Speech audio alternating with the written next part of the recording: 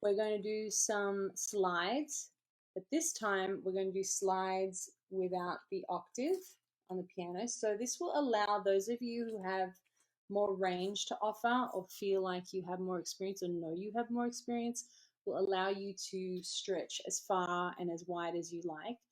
Those of you who feel like you're still working on A, range, and B, working on this idea of finding different resonance, whether it be in your upper register or your lower register, will give you a chance to just explore exactly what you have.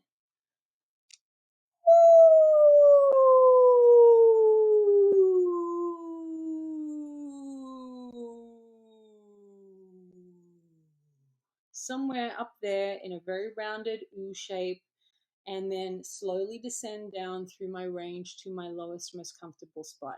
Keeping that sound, keeping that movement, just slowly slide through and connect all the way down. You might feel a slide or a pitch break. That's totally fine, but the goal is to try to connect. So let's just try to do it together. I'm going to start a little lower for those of you who need to, just as an example. So it might be there.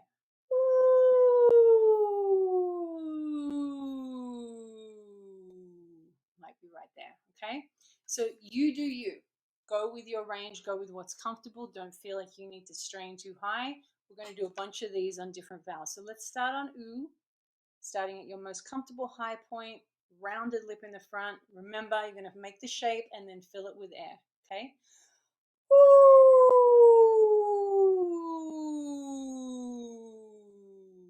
Let's do it again.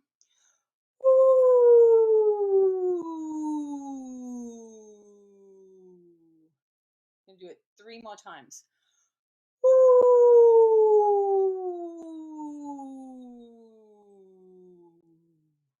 2 more times.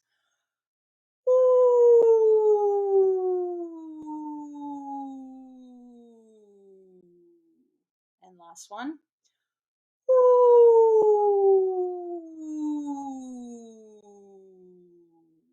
Good. Let's do the same thing on E.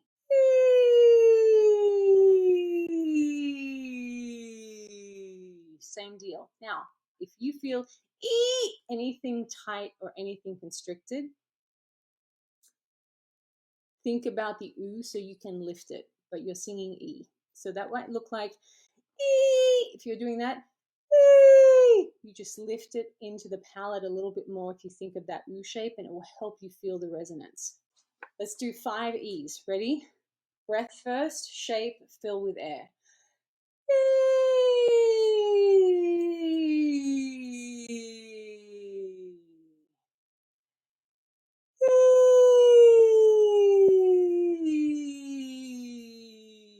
The hand gestures just help me. You don't have to, you can ignore them.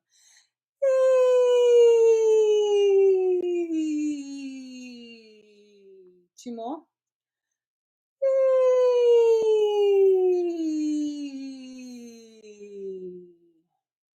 One more.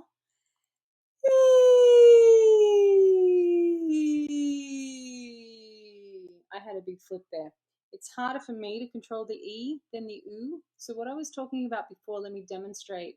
If I feel like I can't control the E as well as the oo, I'll do the oo again and switch on the way down. So this is something you can do to help navigate those 2 different shapes and help one to imply the other. So if E is working better for you, and you feel like you can connect, then do the reverse of this. So I'll do them both. If I were trying to get my E more smooth, I would do.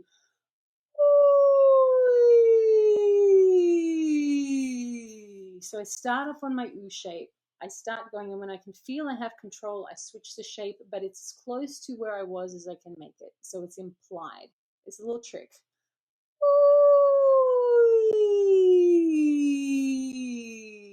Still a little bit of a flip, but not as bad as before. Reverse of that might be.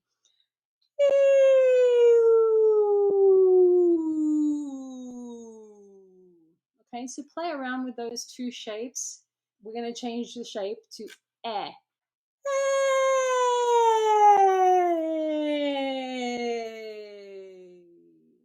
this is even harder to keep control of and not flip back or fall back. So start where it's comfortable for you. So again, let's do the A sound 5 times.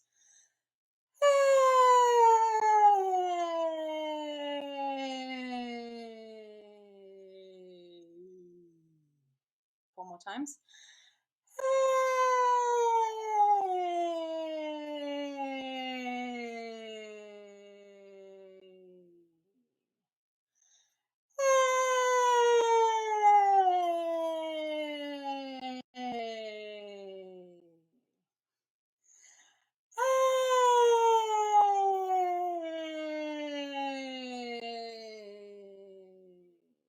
I lost count. Let's do one more.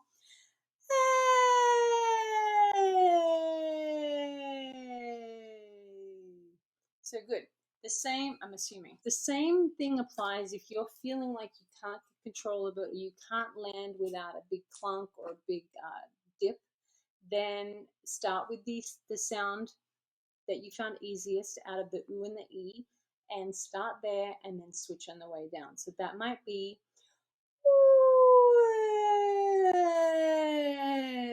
or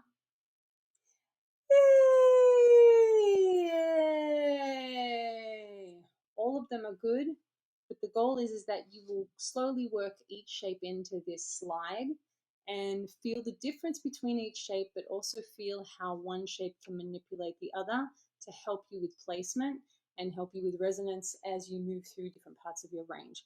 Goal is to have connection all the way down, doing it on one breath, and to feel like you can land and first of all that you can connect and land with some control. A couple of things that have helped people in the past, clients of mine who've had trouble with this at the beginning, making sure you have enough breath, but not that it's so much that you're holding on to it. So if you have an enormous breath that you just took and you start with all of this breath, then you're already holding on to it, and that's difficult, and it does not set you up for success in terms of singing without tension. The other thing that happens is we're falling essentially from one frequency to another through a range of frequencies, through a range of pitches, but there's also a gravitational pull, so to speak, at play. So we're trying to control how much we fall. So sometimes I'll use this analogy, and I'm not big on analogies. I like to talk about the anatomy for real, but in this sense, it helps if you think about landing with a parachute versus just landing to earth. So rather than, which you would be landing to earth, if you're landing with a parachute, there's some distance. You're landing more gently. So hopefully that helps as you work on these